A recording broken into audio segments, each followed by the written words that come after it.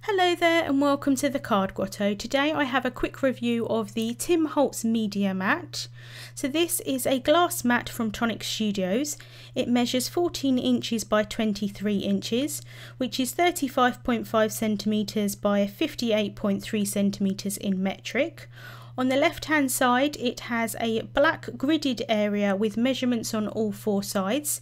This side measures 14 inches by 12 inches and it has a centre point in the middle, which is really nice, so you can see the centre of any cardstock or anything like that. I find that quite helpful.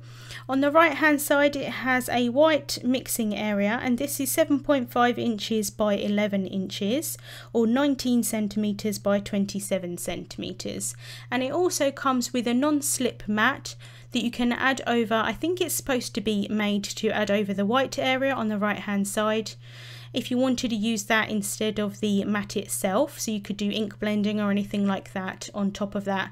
But you can use the actual glass mat for anything. You can do ink blending on it, you can do watercolours, you can do alcohol inks, anything you want. The mat itself, as I said, non-slip, it sticks really nicely to the glass surface, and I tend to use it at the front of my mat rather than the right hand side. That's personally just how I prefer to sort of use things with my arms, and that I tend to work in front of me more than anything. So the mixing palette, like I said, is really great because it's got a white surface underneath, so you can see the true colour of whatever you're adding on top, any media you want.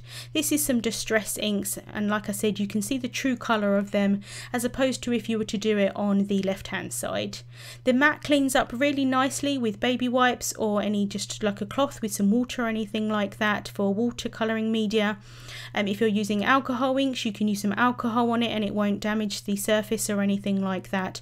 I really like that you can just clean that off. So one thing I found really great for this mat is to do ink blending on it. I personally find that it's even better than the non-slip mats. So I tend to work off of the cardstock and then onto the cardstock, and the glass surface kind of just makes the ink blending tool glide onto the cardstock, and I get a really nice smooth blend, which is really nice. The only downfall for me is that after I've done the ink blending, especially with distress inks, I cannot see whether there's ink on that surface or not. I'm so used to using a different colour of mat that I can't see whether there's anything on there or not, but that is probably just a personal thing. Like I said, I've never used a black mat before, so I do end up cleaning this mat quite a lot. For some reason I seem to have a bad memory, and the first time I used it I completely forgot that I did ink blending on it because I couldn't see the ink. Added a piece of cardstock on top and then got the back of the cardstock completely covered in ink. But again, like I said, that is just a personal thing. I clearly cannot see what I'm doing. But with the oxides, again, they work really nicely to ink blend onto this mat. I do find them a little bit easier to be able to see because they are opaque, so I can see if I've got ink on my mat or not.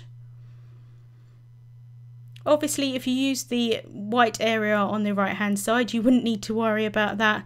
But again, for me personally, I find it easier just to work straight in front of me rather than to the right or the left. But it is a lot easier to be able to see.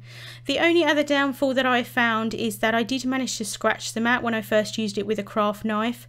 So I do have a little scratch on my mat somewhere. It's not particularly visible, but I do know that it's there. So from now on I tend to just grab a little self-healing mat and pop that underneath when I'm cutting. You can cut on this mat and really it shouldn't scratch. I think it was more user error, but from now on I do just tend to put that self-healing mat underneath.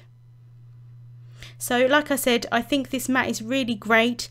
It is a bit more of a higher price point compared to some other self-healing mats, but I really do like it. It's really robust, it's very heavy, it's got some non-slip feet underneath so it doesn't move around on your desk, which I find really helpful.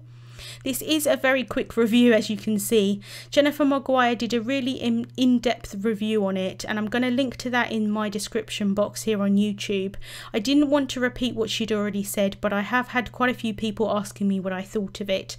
I really do love it. I think it's really nice. I've just got to get over the fact that I can't see ink on it. So like I said, I'm cleaning it quite often, but that's absolutely fine.